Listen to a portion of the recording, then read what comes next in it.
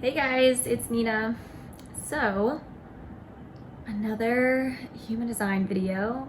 Just feeling like I have a lot to share because I've had a lot of time to reflect on how the past year or so of my deconditioning process has been. So, today I want to talk about my process as a manifester and learning how to distinguish between like my creative urges to move forward with an idea or something big that I want to initiate, and then also rest periods. So, especially for manifestors who don't really know that they're manifestors and they have been working like a typical 9 to 5 or just like in complete burnout, I have like I feel like I'm still recovering from that life because I lived that life for over 10 years when I worked, and then before that, like being in college, like totally wore myself down, and then same in high school, like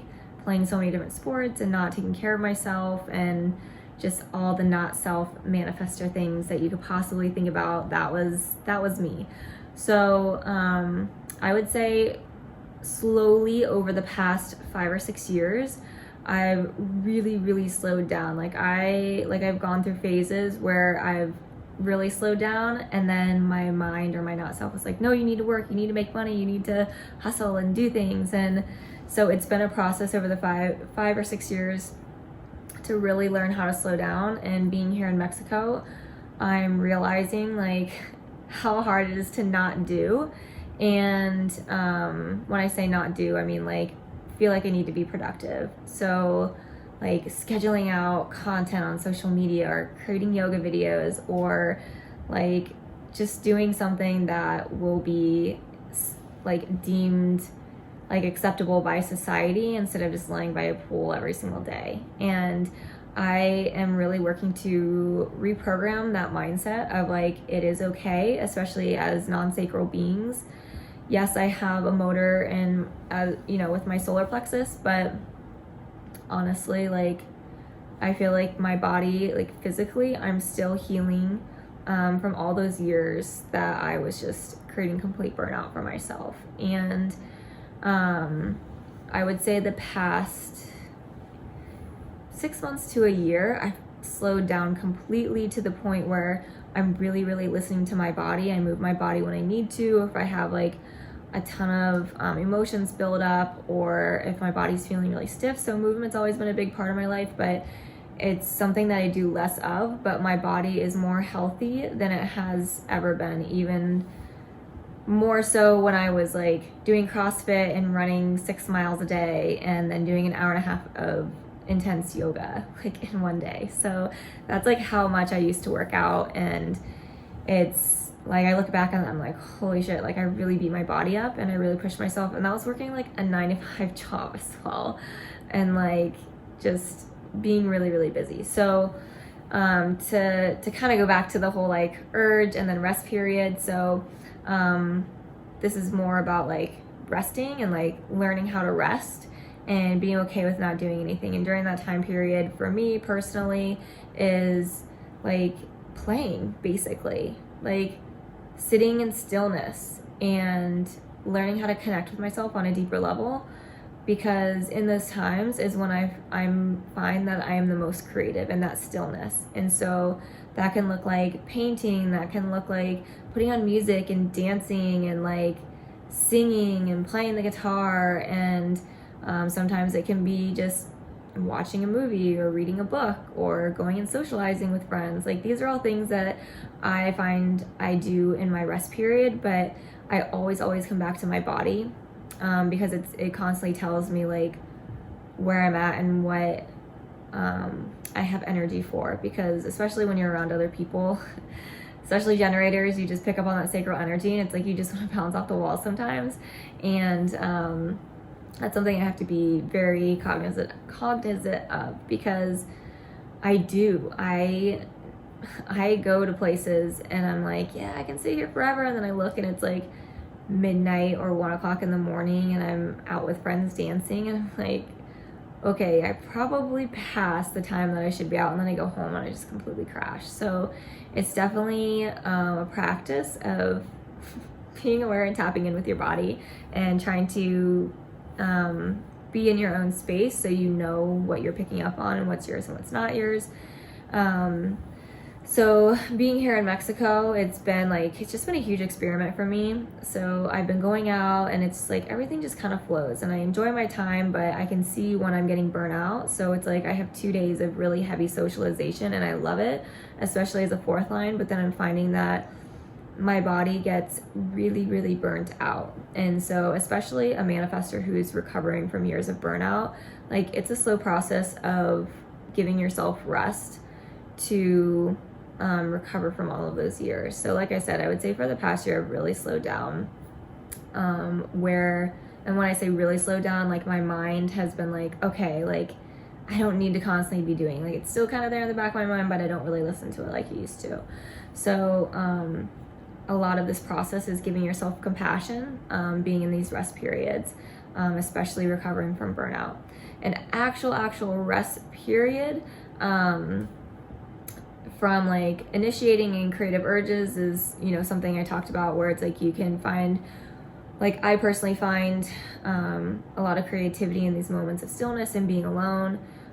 When you're burnt out, a lot of that is like self-care stuff. So for me, that's sleeping in, getting massages, doing yin yoga, saying no to things even though you might have major FOMO, or at least only going for part of, an event or something, so you're not, completely burning yourself out again. And just doing things that are really chill, that are really nurturing and nourishing for the body. And that's like eating healthier. For me, I find that, especially as indirect light as my digestion, like eating lighter during the day is makes me feel a lot better. No brain fog, just feeling like it's easier for me to go throughout the day because I'm not so bogged down by food. So as far as like initiating, like when a manifestor has a creative urge, I would say I've had a couple of them over the past 5 or 6 years that I've really kind of reflected and looked back on. And there was one in a span of 2 years, I wrote 2 books that I published on Amazon, and they were done over time, but I had this idea that I wanted to do this, to create these books. So I did that. And those were big creative urges where it's like every day I was working on my books, I was contributing to it, and it was like I was just heads down and I wanted to complete it as fast as possible. And then when it launched, it was like, like I can rest. And then another project that I worked on was an online workout guide, a 3-month workout guide. And that was just so much fun to work on, to put together. And then when I launched it, it was like this big bang. And then it was like I didn't really work for a couple months after that. And then my most recent urge was last year when I just had this huge hell yes. It was something that I had been floating around in my mind for a while, actually, for like months. And actually even like probably I'd say a few years before I actually initiated this project. It was an idea in my mind and I never really knew how to execute it. But last year it came into my mind to create a yoga course, an online yoga course for people recovering from knee surgery. And it was like a 2 or 3 month course. And so I created like 15 or 20 different videos. And so I mapped out the idea on paper. I hired a business coach to help me walk through the steps of setting up the actual online course. And I was just like all in. Like it was all I did. At the time I had my entire apartment to myself, and every day I was just like banging out videos. So I basically outlined the entire course, every single video, wrote out every single yoga flow for the entire recovery process. I mean, it was just like this tornado in my head that I probably spent 2 months straight just heads down working on. And it was so fun and I absolutely loved it. And so that's how I knew it was like a really big creative urge for me, because I was all in it. It was something I had emotionally become clear about and was ready to act on. And I will say that at the same time, part of like the marketing efforts was ramping up my YouTube video again. So I was also creating 2 or 3 videos a week for my YouTube channel. And I did that for probably longer than that, like 6 months or so, where I was like just constantly cranking out videos and editing them, and I was like doing all of the work, but I enjoyed it. But then it was like my body was telling me to slow down and I didn't listen to it, and then I started to get burnt out again. And so I would say like 4 months or so after I really started filming more of those videos and adding content to my YouTube channel, I was like, I need to take a break. Like I was getting kind of sick of it. I wasn't feeling as inspired or creative, and it was like, oh, why am I even doing this? I'm just doing this because it was something that I said I wanted to do. And so for me, a barometer of when the urge, the initial urge is coming to a close, or that I need additional help if I still want to do it, my body's burnout, is that it's not fun for me anymore. And so that's a really big indicator that, you know, I need to just take a step back and kind of reevaluate where I'm at. So I'm curious what everyone else is, like as a manifestor, what your creative process has been when you get an urge and you really want to initiate a project or a new idea, how you have navigated your rest cycles, how long they've been, and how you were able to distinguish them between your burnout, like being burnout as well.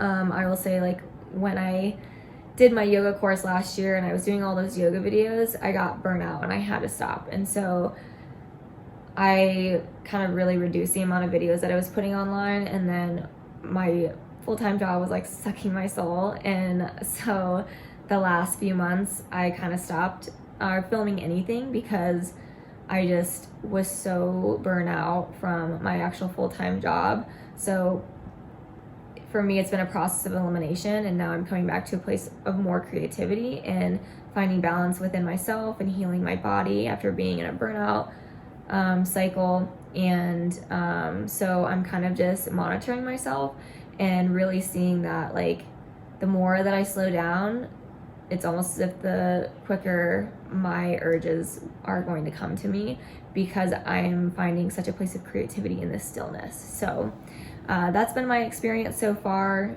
since I've learned about human design and reflecting back on my life, and especially the last 5 or 6 years. And then also just recently, and just seeing where I'm in a big rest cycle, and then finding myself getting burnt out because I'm doing too much. And so becoming aware of that and knowing that, okay, I'm still in a rest cycle, I don't need to do anything. And so right now, when I get ideas, I just write them down, and I'm just kind of setting them aside. And if they keep coming up and I have the energy to do something, that's when I know it's a hell yes, or it's something, like, even if it's a small urge that I want to work on, which is like these human design videos that I'm doing. This is kind of like a small urge for me to do, because I feel excited about it and I want to do it, and I want to do the work that goes into editing videos and putting them together and putting them on YouTube. So I know those are like little urges that I can act on while I'm in my rest cycle, or that kind of brings me out of my rest cycle to be more creative. So yeah, that's my experience, and I hope that you guys enjoyed watching this, and feel free to comment below. And I really want to see, because since I'm a quad right, I feel like I'm a little bit different than other manifestors, and so I'm curious to see if there's any difference for anyone who's maybe like a quad left or just has different variables. So yeah, all right, sounds good. I'll see you guys in the next video. Okay, bye.